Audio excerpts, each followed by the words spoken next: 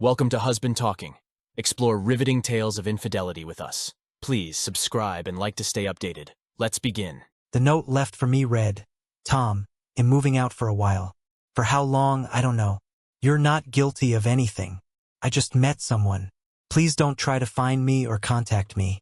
I need to do this. Love, Sarah. It was a complete shock for me. My wife of 19 years disappeared just like that. Befan no. I'm Tom Taylor. My wife is Sarah. We have known each other since elementary school because our parents worked together but started dating only in our first year of college. Before that, we went to different public schools, but in college we found a common language. During our senior year, we started living together. We got married the summer after college. Sarah is a lively, energetic brunette of average height and build with green eyes. I am also of average height and build with blonde hair and blue eyes. I work in my own accounting firm. Sarah works at a local clinic as a nurse manager. We are both 43 years old and in good physical shape thanks to going to the gym, hiking, and volleyball. At the gym, she does aerobic dancing while I take self-defense lessons and hit a heavy bag. We have 2 children, both in college. Eric is 20 and Sophie is 19 and a freshman. When I received the note on a sunny June day, I immediately called them. First, I called Eric and read the note to him. He said he was shocked. I said I would keep him posted. Sophie was less surprised by the note, although she said she didn't know her mother was planning to leave like that. Well, what did you know, Sophie? As you can imagine, I'm curious who this man she met is. Dad, I'm not sure of anything. Just noticed her having lunch with a guy from her work. The second time I asked her about it, she said he was a friend from work named David White. But you suspected something, didn't you? I felt a little uncomfortable with her explanation because she looked a little awkward. This was just when my spring break ended. I just ignored it, but I should have told you. Sorry. God, she left you. It's not your fault. Don't worry, I can handle it. After these calls, I made inquiries online about White. He is a doctor. Until last week, he worked at her clinic. Now it looks like he has moved. According to his biography, he is 39 years old, divorced, and works as a cardiologist. But for the last 2 years, he worked at the clinic as an administrator. A check of his reputation as a doctor revealed that 4 years ago he had an emergency during an operation, and the patient died. Judging by the photo, he is a fair-haired, tall, stocky guy. I looked up his current job or address but found nothing. I called my friend who is more into computer research and asked him to find Sarah and her White. Paul Johnson said he'd look into it and call if he found anything. I checked our accounts. Sarah's checking account was not touched, but her automatic deposit was not made this month, and she took almost all the savings, more than $200,000 that were in the Bright Futures account. I called Paul back and asked him to track it down, giving him the account number and other information. He called Bright Futures about a withdrawal that was listed as in process. The representative said he would contact me. Our house was jointly owned and cost about $850,000. Maybe she was planning some kind of setup, or maybe she's just a thief and an adulteress. I drove to her parents' house about 40 miles away. It was Wednesday, but both cars were parked at the house. Paul and Margaret Anderson worked with my parents at ABC Corp for many years. They talked sometimes, although more often when I was little than lately. I had no difficulties with either of them and thought they raised their daughter well until today. That ice, and I knew that Sarah was close to her mom. I went to the door and knocked. Paul opened it. When he saw me, he was not surprised. He simply stepped aside and led me into the kitchen, where Margaret was sitting at the table with a glass of water. Hello, Margaret. What do you know that I don't know? Paul said Margaret knew that Sarah was on a dangerous path. We thought so. She talked to her mom about everything, and we agreed not to tell you about it until she had a chance to discuss it with you. Margaret, she didn't give me a single chance, and she took all our savings. Maybe you'll try to get her arrested for this unless she returns half of it soon. As you can imagine, I am not happy with her and her new buddy. Tom, you shouldn't use such expressions. Margaret wasn't really angry. She believes that he is her soulmate. Do you believe it too? Because I consider him a thief, at least of money. I met him once. She brought him here about a month ago, but then she didn't say why he was with her. She simply introduced him as a work colleague. We chatted. In the end, I thought that for some reason she wanted to introduce him to her parents. I warned her later, but she obviously didn't listen. I assume you know where she went? We shouldn't talk to you about this, Tom. She's afraid you'll react badly. Paul, you'll still find her within a few days, and she is absolutely right. I will react badly. At that moment, my mobile phone rang. It was Paul. He reported that both Sarah and White took jobs at a hospital in Orlando. They rented an apartment near the hospital. Sarah and White have a joint checking account with some money in it. The $200,000 have not yet appeared. Paul thought they might have gone offshore. If so, he could still track them, but it would come at a cost. Hell, let me know. During the conversation, Paul and Margaret watched me. They watched me write down the addresses of the hospital, bank, and apartment in a notebook. Paul also gave me the cell phone numbers of the two. I didn't write them down, I just remembered them. I didn't want them to know that I had them. Margaret asked, when she wants to come back to you, will you accept her? Why did you even think that she would do this? It sounds like she wants a clean break, no contact. I don't think she'll ever come back except for money. I think she'll want to come back, Tom, but how soon, I don't know. If she comes in right now and apologizes, maybe we can go to counseling. The more time she is away having sex with another man, living with him as a wife and husband, well, you get the idea. I don't want you to break up. Margaret burst into tears. Paul patted her on the shoulder, and I said goodbye and drove back to my office. As I was about to enter, Paul called again. He said Bright Futures delayed the transfer of $200,000 as a precaution against possible fraud. He said that now they would not give out the money, although the account was joint. It appears that there were some irregularities in the transaction. I told him what they told me when I called there. I called them back and emphasized that the withdrawal was illegal. I was told that the transfer was blocked due to several anomalies in the method used.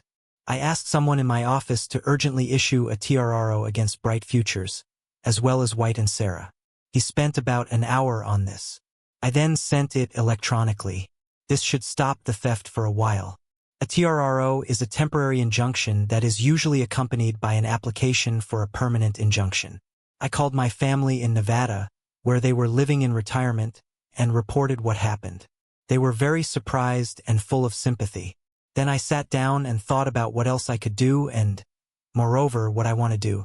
I did some quick research and found out that adultery is not a crime in Florida. But in Georgia, it is a misdemeanor. I just noted it in my head. I decided to do what I often did with difficult problems, call my mentor, Uncle Leo. Leo is my mother's older brother and lives near us in D.C. He is a lawyer but retired several years ago.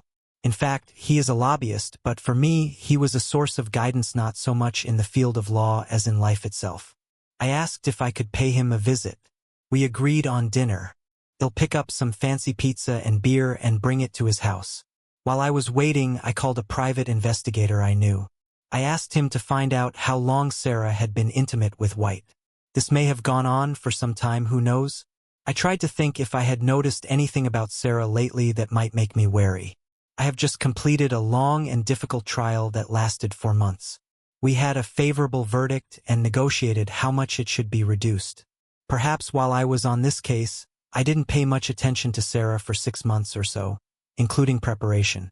We were still having sex well until a month ago, then no. I should have noticed this before the break. There was no change in her response or in frequency either. Busy or not, I enjoyed sex with Sarah, and this was not the first lengthy trial in which I participated. After a few weeks, a rhythm appeared, and at home, I was no longer so distracted. On the way to Leo's house, I first stopped at the clinic and took a series of tests for sexually transmitted diseases. Then I stopped for pizza and beer. Leo met me at his door, the same one I remembered from childhood. The same house. His last wife disappeared about a year ago.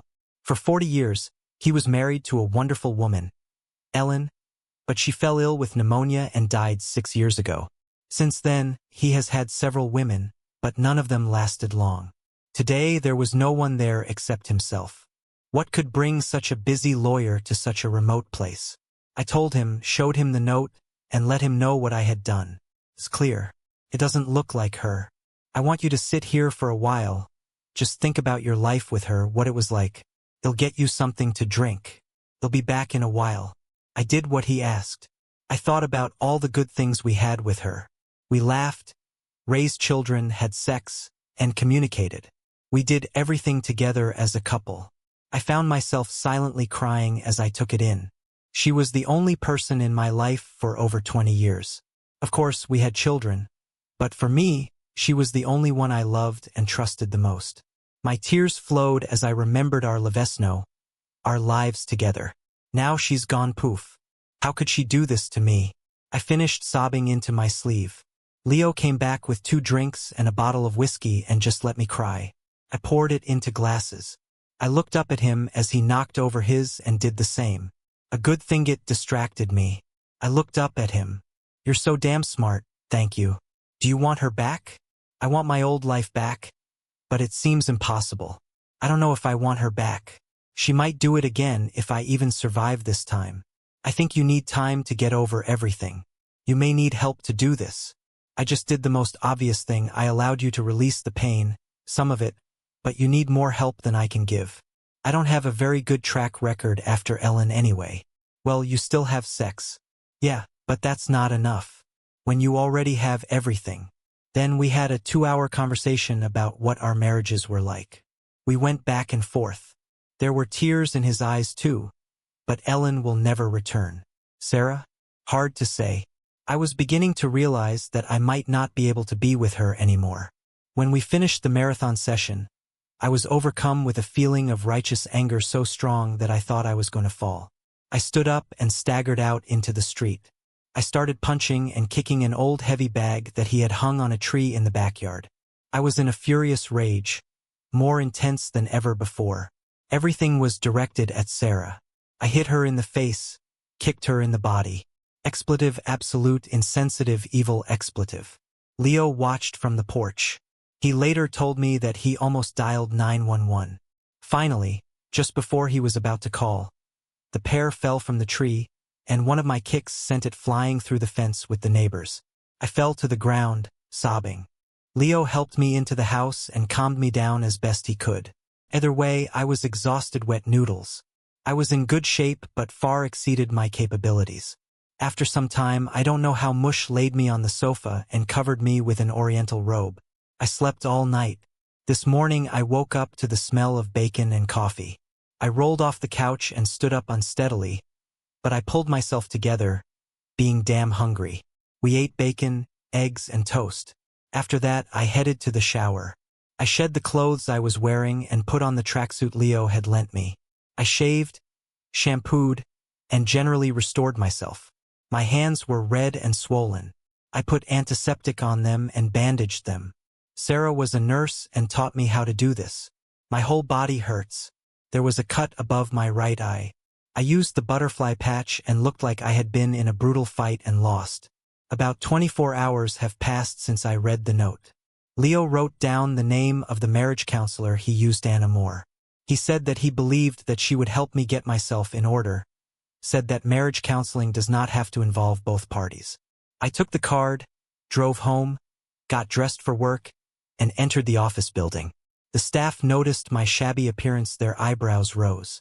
I called a meeting of the entire team. We have 12 employees, including 4 lawyers besides me. I explained what had happened and said that I was unlikely to come to work much until the matter was resolved. We agreed on a replacement lawyer for the duration of some of my appearances.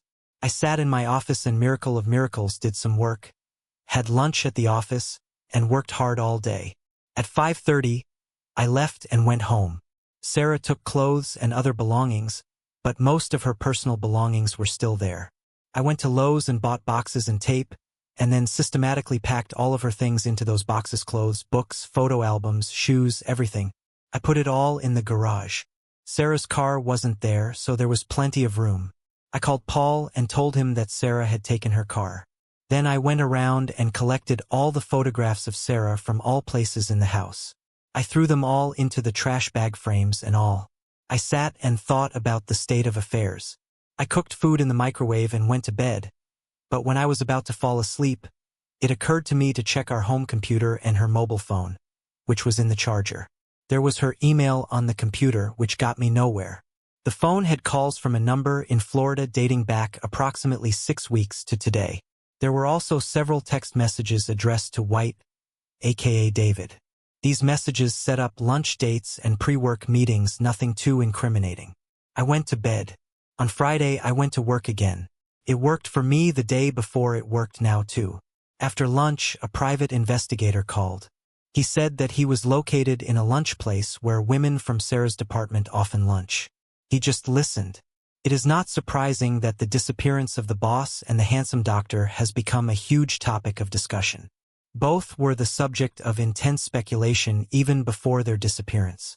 One woman saw them leaving the motel during the day, another kissing near a restaurant nearby.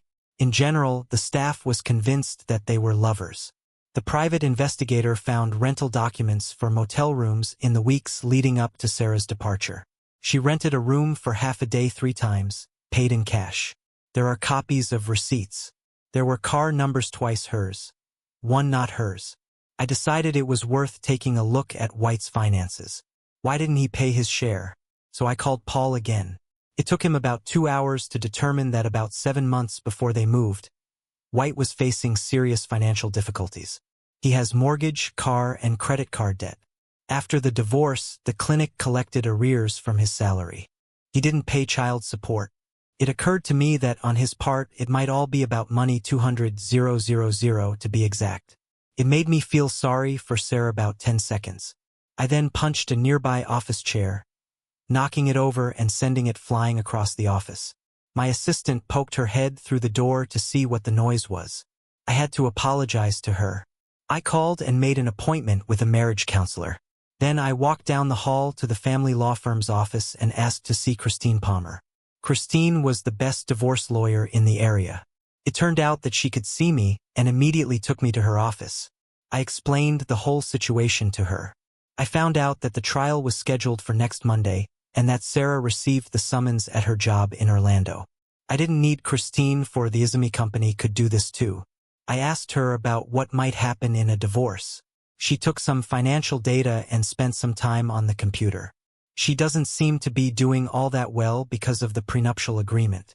Your law practice is excluded from reimbursement. She will receive half the value of the house and half the assets accumulated during the marriage, which I assume is about most of the assets. At the same time, she will have enough to feel comfortable. Let me think about it. We'll see what happens at the TRO hearing. But get your papers ready about adultery and everything else. That evening, I ate microwave pizza and went for a long run. At about 9:30, I called Sophie. She picked up the phone just as she was about to send a message to voicemail. "Hi, Dad. How are you?" "Fine. Just wanted to know if I've heard from your mom." "Well, there is, but I promised." "Damn it. She says you're trying to get her and White into trouble. She should be in court or have a lawyer there on Monday. She's upset." "What's going on?" "Dad, much money. Someone tried to take it out of our joint investment account. I filed a lawsuit to stop this so we can work it out. It seems to me that perhaps your mother did not know about this." "Not sure." "Fine. Is she safe with this guy?" She looked worried. "I have no idea if she's safe. It's up to her, really. She can leave if she feels threatened." "Why did you ask?" In the background, some screams were heard, a male voice. I didn't hear what he said, but I think he was angry. "Mom said it was nothing to worry about." "I hope so. There's nothing to be done from here." We talked about her studies and the new friend she had made. Then we hung up. I had a hectic weekend. The important day was Monday, TRO in the morning and meeting with a consultant in the afternoon. I talked to Eric, who hadn't heard anything from his mother at all, and went to the gym. There I saw Sarah's good friend, Jane Wilson, another nurse. Jane saw me and tried to escape through the back door. I managed to stop her before she could do it. "I don't want to talk, Tom. It still won't do any good." "You knew she had sex on the side, Jane. Why didn't you let me know?" "She said you would react badly, maybe you'd become cruel." "I'm more like her friend, and I don't know you well enough to know if she's lying." "Well, what about this guy White? Isn't he a source of trouble?" "Because that's exactly the impression I got." "Yes, he is a source of trouble." I told her about this, but she was sorry. She was getting sex that she liked. She thought she was in love and he was her soulmate. Yes, I heard this from her mom. I wish she would just talk to me about it instead of sneaking away like she did. I think she'll be back very soon. He is not her soulmate. All this can subside if you are patient. No, it won't subside. She made her own bed, and now she can't crawl back into mine. Jane looked at me and shrugged, returning to the treadmill. She looked good in her tight spandex suit. I openly looked at her when she returned to the exercise machine. She stared right back. I smiled at her and she smiled back. I was looking at her from behind, just standing there. She looked at me in the mirror in front of her, still smiling. She increased the speed on the machine. It highlighted her cute ass as it bounced. I blew her a kiss and left, but I remembered this interaction. I thought that I could soon be free. There's nothing wrong with getting started. This pleasant conversation with Jane lifted my spirits. At the thought of her, I began to get excited. I haven't had sex in a long time, considering Sarah and I haven't had sex. I was wearing loose gym shorts. I was at the other end of the hall. I took a seat on the leg press machine and set the weight quite heavy. Then I started doing repetitions, 3 sets of 12 repetitions. Then I increased the weight. I saw Jane step off the treadmill and walk towards me. We made eye contact. She stood close to the machine and watched me lift heavy weights 3 times 12. That was not easy for the last time. I lowered the weight and lay there, breathing heavily and looking up at her. She saw that I was excited. I must have stirred something up. She was looking straight at my crotch. I made no effort to hide it, and she said, "I feel guilty, but am ready to ignore it if you want to take a shower at my house across the street." Agreed. I'll grab my things and meet you at the entrance. No need to pack your things. Afterwards, you can return. She smiled again, licking her lips. I hope you're not too tired. Jane was about 34. She is of average height with a thick, curvy body. She has brown hair and hazel eyes and is beautiful in the usual sense of the word. She was married and now divorced. Without a doubt, she was my best recovery subject. I got up from the bench and followed her out the door. There were only 2 other people there, a guy and a woman. They both looked at us as we left and smiled. All 4 of us smiled. Jane led me across the road to a residential building and up the stairs to the 2nd floor. The view as we climbed was fantastic, with her swaying and giggling provocatively. She opened the door and stepped back so I could go inside. I quickly looked around the apartment, but she grabbed me from behind and turned me around, pulling me towards her body and raising my face up. I kissed her. In response, she kissed me as passionately as I had ever been kissed before. We broke the kiss, and she sighed, "I always wanted you, but you were my boss husband. But now I'll get you. I'm all yours." I laughed, stepped back, and took off my shirt, shoes, shorts, and underwear. Jane took off her sports bra, revealing her beautiful breasts. She took off her shoes and pulled down her spandex shorts. She had a gorgeous, sexy body, smooth, well-muscled but with curves. She pushed me into the bedroom and laid me on her bed, after which she leaned her elbows on my chest. I started giving her affection, and she gasped, and soon she reached a strong climax. "Take me hard, Tom." Strong and long. And the 2 of us worked on it. She was the first to reach the finish line and I followed her. The climax was as strong and long as ever before. Then we exhaled. I collapsed and rolled off her. After a couple of minutes, she said, "My God. Oh, Tom. How soon can you recover?" I cannot say exactly. It was the best sex of my life. The answer to her question was about 60 seconds after she began to restore my manhood. When I was ready again, we started the 2nd round. Only this time it was she who had me. I didn't mind at all. We climaxed almost simultaneously again, and she collapsed on me. I passed out for a while and she woke me up. "Go and get your things. Bring them here. You can take a shower here." It was dark. I got dressed and ran to get my clothes. I stuffed everything into my bag and went back out. The woman who had been there before smiled at me as I left. "Had a good time?" "Oh yeah, thank you for asking."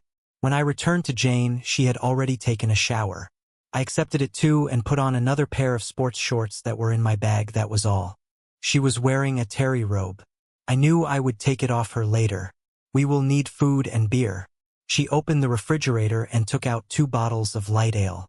Then she reached into the freezer and took out the pizza. She put it in the oven and set the timer. We started drinking beer for now. So, were you serious when you said you wouldn't take her back? At that moment, maybe I was a little hasty, but today with you, maybe this is serious. So if she did it, then so did you. I mean, having sex with you can be a very convincing argument for moving on. Anyway, why does everyone think Shell want to come back? She must have thought a lot about leaving. She will soon realize that she was stupid. Then maybe she will have the courage to ask you to take her back. But maybe not. She might be too embarrassed. They'll tell you what. She's been having sex with this guy for a long time. I don't think I can come to terms with this. Our relationship is probably in ruins. I can't imagine her telling me to change my mind. Well, big boy, no matter what happens with this, you can always look here, and I will try to drive you crazy. Promise. I finished my beer. The microwave bell rang and she brought out the pizza. We ate it in 15 minutes. We drank more beer. Then we pleasured each other again, and it was amazing. I fell in love. We had sex all night. In the morning, I woke up next to her. Both were naked, and my movement woke her up. She got out of bed and went to brush her teeth, giving me a spare toothbrush. After that, we took a shower together. I had it against the shower wall, standing. I had never experienced anything like the pure sexual madness we were in. After having sex in the shower, we cooked and ate a big breakfast, still naked. Why dress after all? Then we sat on her sofa, digesting food. Soon we had sex again and we had our usual big release. She said, I don't know what to do with all this. I've always been drawn to you, and yesterday when I saw my chance, I jumped on it, so to speak. Like a tigress, I would say. I never expected anything like what happened. This is amazing and amazing. We just had sex. But I want you again right now.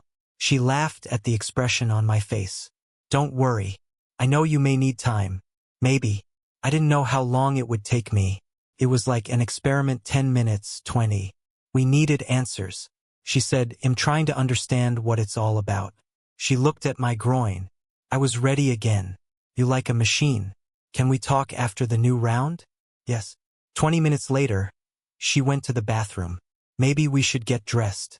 Otherwise, we might die or have a stroke or something else. Fine, but only for a few minutes.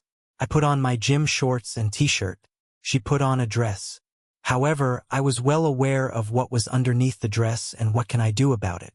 Jesus Christ, what's going on here? Jane was serious. Apparently, she had difficulty integrating the last day into her previous experiences. We may be the most sexually compatible two people in the whole world. This was my real opinion. I thought about it while I brushed my teeth. It didn't take me long to come to this conclusion.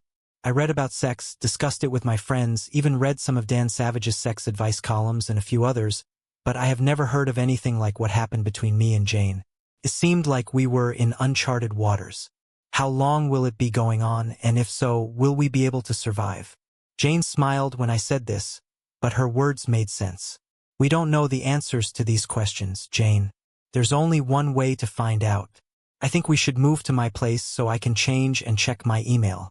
If you sit further away from me in the car, we can get there just a short trip. She laughed and I joined her. We were rolling on the floor laughing. When everything calmed down, we decided to give it a try, so to speak. Our fury subsided slightly.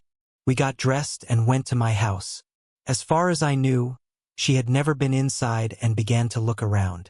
While she was doing this, I managed to do a little work. I went upstairs and changed into new shorts and a new shirt. It was Sunday. I turned on baseball. I found out she was a big fan of the game, me too. We watched for almost an hour before I started fondling her. This time, we went upstairs to the master bedroom. I made love to her tenderly. This took quite a long time and led to another mutual climax. It was amazing. I could count on one hand the number of times this happened to Sarah and me. Jane looked at me and cried, saying, Tom, I fell in love with you. I just want to thank you for everything. Now she was crying, and I started crying too. In the end, we dried ourselves off. I said, I wonder what's in the game. We went back downstairs and watched the last 2 innings.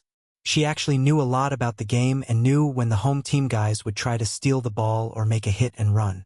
She was completely involved in the game until the very end. Me too. I made us some food chicken roast. We ate and drank wine. We had a lot of light-stroking love caresses. Looking at her eye to eye, I realized that I would always want her to be next to me. She said, "I'm in love with you, Tom, and I'll fight to keep it. You don't need to fight. I'm all yours." We went back upstairs. We started with another love match of tender sex. Then again several times, including in the morning while we were having breakfast. I said, "It's time for me to go to court and then to therapy. Maybe I don't need therapy as much now, but I'll still go. If you're here when I get back, I'll cook the food again. I'll be here," I would say in full dress, but most likely I will be naked. After we laughed, I kissed her and took her home. I was standing in court with a lawyer from my firm when White and Sarah came in with their lawyer. Bright Futurist lawyer was also present. Judge Harris came to the bench. Sarah didn't look at me. White looked back, caught his eye, then turned away. Bright Futurist lawyer outlined his concerns and the reason why the transfer was blocked. The order to transfer money came from a computer that was not recognized. He arrived at 3 a.m. The email check also led to this computer. The computer was not one that had ever been used for this account before. In addition, the account into which the money was to be transferred did not belong to either Mrs. or Mr. Taylor. The algorithm used by the firm blocked the transfer. The money has been blocked until both account holders are notified. The lawyer said his firm did not want to be held liable if there was a dispute over the money, so he was happy to get the TRO. My lawyer said that the money was joint property and was taken without my knowledge or consent, and now even with my objection. He explained that Sarah left me without warning, quit her job, moved to Orlando, and moved in with David White. Their lawyer said that Sarah had the same right to withdraw money from the account as I did, and that the money should go to where she was trying to transfer it. The judge asked the guy from Bright Futures, where should the money be sent? To a local bank account belonging solely to David White. Have you already found out whose computer was used during the translation attempt? No, this is beyond our power. Now, the judge said, I would like Mrs. Taylor to take the oath, please. When he said this, Sarah seemed to withdraw into herself. White grabbed her hand. The secretary asked her to raise her right hand. She managed to do it, but finally did it hesitantly. When asked if she swears to tell the truth, she answered yes. Mrs. Taylor, are you married to Tom Taylor? Yes. Did you jointly own an account with him at Bright Futures? Yes. Last week, you tried to withdraw $200,000 from this account? No. She looked around wildly. White threw her hand away and stepped aside. Did you in any way give someone permission to withdraw money? Not really. Explain, please. Mr. White asked to borrow $25,000 to pay off several overdue debts. I reluctantly agreed. He asked me for the password. After moving, my computer was not working. I gave him my password. He used his computer and I used it for email. He sat on it for a few minutes and then closed it. I didn't know anything about $200,000. When did you find out that this was exactly the amount they were talking about? When I received a written notification. The judge looked at White and made a note in his notebook. Mr. White, could you tell me your name and address? I'm not here to be a party to this. I came to help Sarah. Just follow the order, sir. He did it. I already had the information. The judge asked my lawyer, is Mr. Taylor going to file for divorce? Yes, the lawsuit has already been written and will be filed this week. The judge ordered Bright Futures to freeze the account until a family law court could review the assets. He told my lawyer that he had to submit the application by the end of the day tomorrow, otherwise he would reconsider the freezing decision. I noticed that Sarah had sunk into a chair at the table. White ran out. She sat there silently with her head in her hands. The small courtroom was empty. It was just Sarah and me left. The bailiff wanted us to leave so he could lock the door. I took her out into the corridor. White was nowhere to be seen. Only a few people walked past in the corridor. I looked at Sarah. You came here with this idiot. She stared at me. Yes. I think you need to take the bus back to your new life. Tom. I'm sorry this happened. I just thought he was my soulmate. This is what you told your family. Looks like I was wrong. Such a fool. I can't tell you how deeply you hurt and upset me by writing that short note and ending a long marriage. Tom, our marriage is not over. I see that I was stupid. I'd like to go back to be your wife. Tears were flowing down her cheeks. Sorry, Sarah, it's beyond my power. You've been having sex with that guy for months behind my back. You ran away without even talking to me. You lived with him as with your husband. Well, you have to accept the bad along with the good. Can't we go somewhere more private? What about the children? They are unhappy with you, and you know it. Do you have any real explanation for why you just threw me away like a used napkin? No. If you had asked me before, I would have said that he is my soulmate. That's what I said. I thought it would be easier for you if there was a complete break. But I have no explanation right now why I was so stupid. She started crying in earnest. I didn't like seeing her in this state, but I refrained from any contact. I'm done with Hera at least as a wife. There is a limit to everything. Yes, and Jane, she is my soulmate. Well, at least she is the absolute pinnacle of a sexual partner, and I like her even apart from that, it seems so to me. I asked Sarah what she was going to do. I have a job in Orlando. I have a shift tomorrow there. I have to pay rent. I signed a lease for a year. They'll kick David out and see what happens. Maybe after a while you will start to miss me. Then let me know, will you? Certainly. They'll probably miss you, but I'd like to know what went wrong. I'm still shocked and confused. I thought that everything was fine with us. I didn't even suspect it. When I can formulate it, I'll let you know. She hugged me and left. I didn't know what to think. I felt a deep sadness so much so that I cried openly when she crossed the threshold.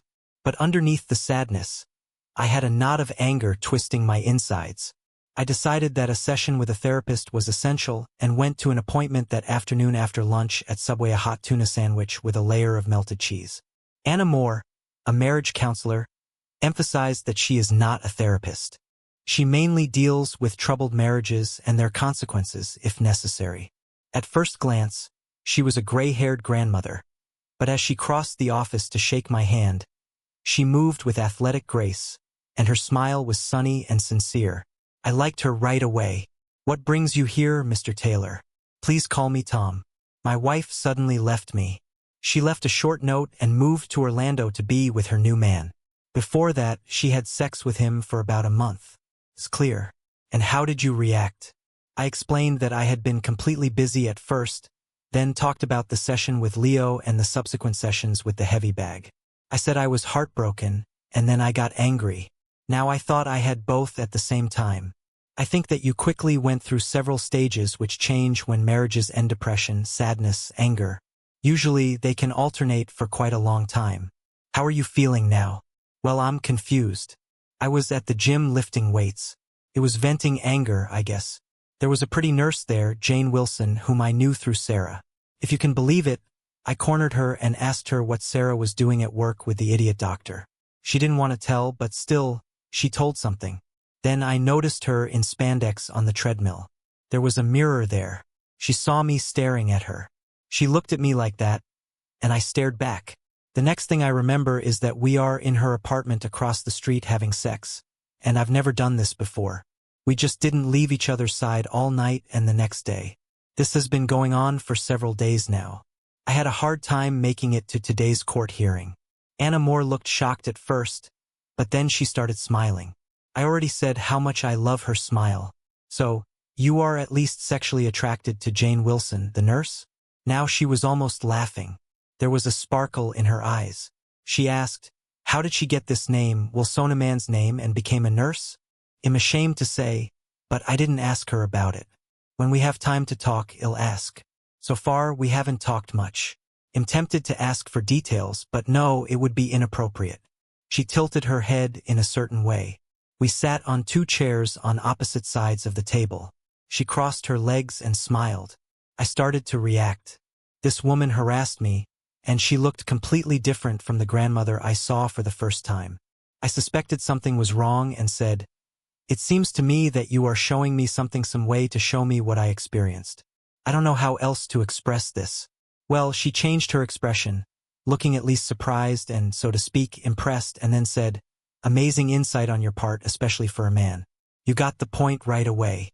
I must be losing my qualifications. Oh no, you have achieved the desired effect. Believe me. I crossed my legs and turned away from her. Well, the point I was trying to get across, and I think I got across, is that you can be especially sexually vulnerable at this time. You can become prey to women who see an opportunity in you. I'm not saying that Jane's feelings for you are not sincere. I'm also not saying that your reciprocity is not sincere, although somewhat one-dimensional. But I think you should get to know her better once you two can find time to talk. I'm sure we'll find the time, Anna. She even laughed out loud. You're a quick thinker, Tom. I understand you. Jane said she always found me attractive but forbidden fruit. Well, Tom, I don't want to spoil our relationship. Yes, and I can't. However, I want to say that what you described goes beyond what might be typical for outside sex. It is quite possible that everything is real, and for a long time. There have been documented cases of extreme sexual compatibility, very unusual. Maybe because there are more of them, but they are not reported as often. I only bring this up because I want to try to separate your new relationship with Jane from your marriage for the time being.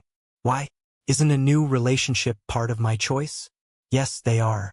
However, I would like to deal with the marriage as it was, and this may affect your future behavior. Okay, I understand. Well, we had, as it seemed to me, a good, strong marriage. I loved her.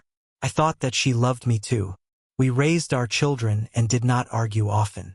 At times, and I'm a trial lawyer, at times I worked very, very hard. But I always found time for our relationship, at least for sex. And before she left, a long trial had just ended, about a month of no sex. Neither for me nor for her. She received it elsewhere and I didn't even notice. My fault. So, Sarah's youngest child, her only daughter, is off to college. You were very busy, and she probably felt old. Maybe this happened. Maybe, but she needed to talk to me about it. She didn't. I just decided to marry someone else for some complete idiot. What would you do if she told you that she feels lost, or that she is being tempted, or worse, that she had given in to temptation? In the first two cases, I would try to help. Maybe I will come to you, and if she already had sex with him, then it's too late, I think. So, having cheated, you won't be able to stay? Mostly, it is very important for me. I kept my promise well until she left me. But that's a pretty hard line, right? What if it was just a drinking session for one evening? Same thing, or maybe not, depending on what she did when she got drunk. In any case, what are all these hypotheses for? In real life, she did what she did, and this is completely unacceptable. Fine. I'd like to continue this next week. Certainly. You are a very interesting woman, completely unexpected. They'll be glad to see you again, that is, if you're not too tired. She smiled. We set a time. Since it was already 4, I decided to go home. When I arrived, Jane was sitting on the porch reading. We didn't talk for long. We just said hello. Then we lay in bed for 90 minutes. Afterwards, we prepared food: fried potatoes, spring onions, minced lamb, spice-shot spices. The taste was great. I told Jane about the hearing while we were cooking and eating. We were not completely naked, almost, but not quite. I'd like to talk if you don't mind. I tried not to pay attention to Jane's bare breasts to cook and eat dinner. She wore shorts but no top. Fine, just a second. Jane took the t-shirt and put it on. Thank you. Maybe we can find some time. We are full and dressed, maybe? She said, I think this is a serious topic. About what? I went to see a psychotherapist today after the hearing. I told her about what we had with you and how it kept growing.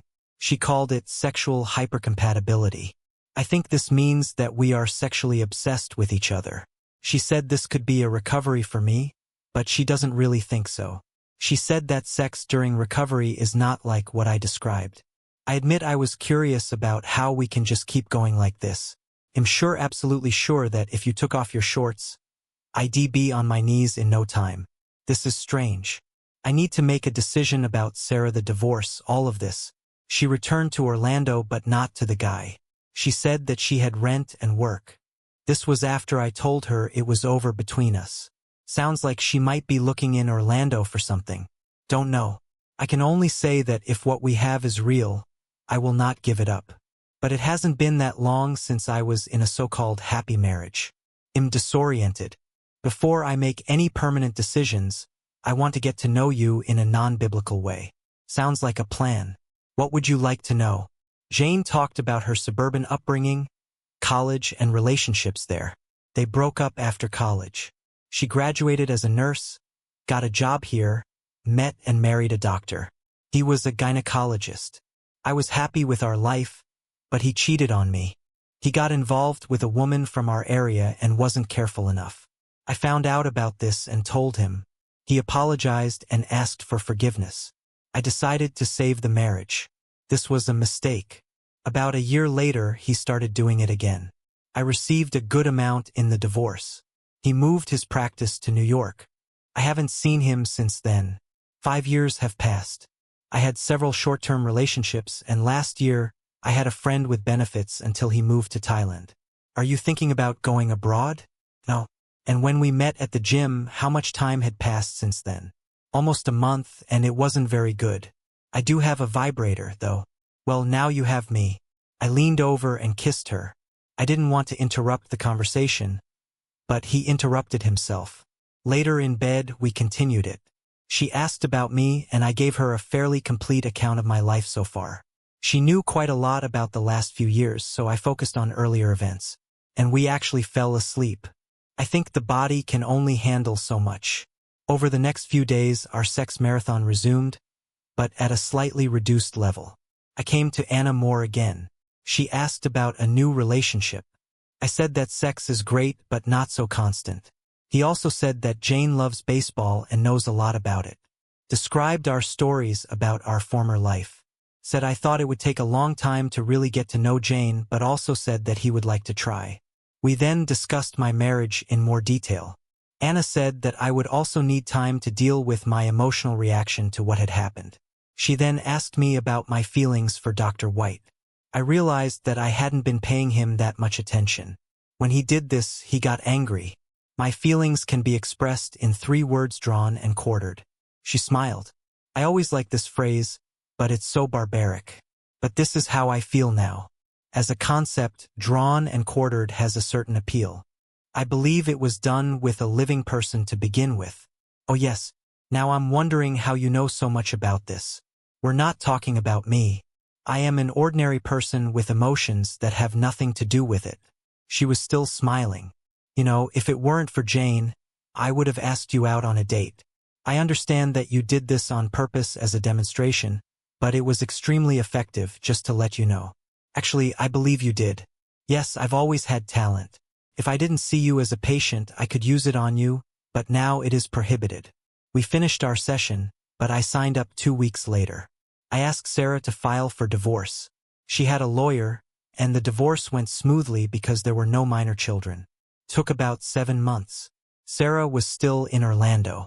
I occasionally talked to her on the phone. She said she was going on dates, and I told her about Jane. Sarah relented when I mentioned it. This girl has always wanted you. I saw. I'm such an idiot. There was steam coming off of her. As for Jane, she moved into my house.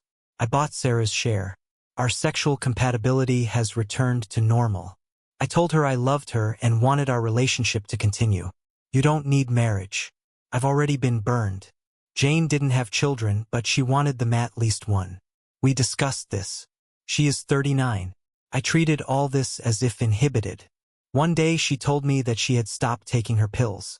She knew there was conflict within me, but after she stopped taking the pills, she just expletive me into submission, and I was happier than ever.